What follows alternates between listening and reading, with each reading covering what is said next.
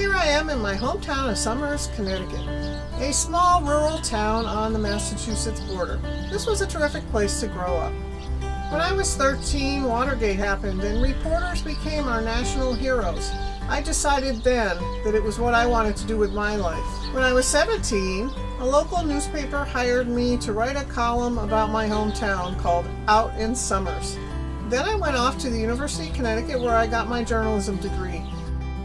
A few months after that, I was hired by the Hartford Courant. I spent 23 years there. Half of the time I was a reporter, and 8 years of that time I covered UConn. I loved being out here at my alma mater finding stories. I won a couple of national awards, including one about a physicist hired by UConn. One day I came to campus to find the entire 4-story library wrapped in plastic. Well, it turned out they were concerned that the bricks were pulling away from the concrete facade and might fall on someone and hurt them. I convinced my editors to let me really dig into what had happened at this building. I found out that when they poured the concrete for the 4-story building, they actually watered it down. So that now, 10 years later, the floors were actually sagging and they were going to move 60,000 books out of the library. The state legislature was meeting that very day.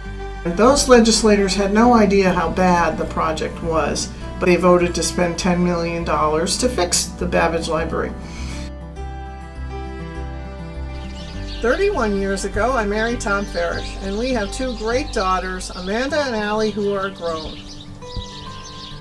I love being a journalist, and I really love teaching journalism at the University of Connecticut. I love the hands-on work with students, being able to coach them through a story, and then when they turn their stories in, I like improving the stories word by word.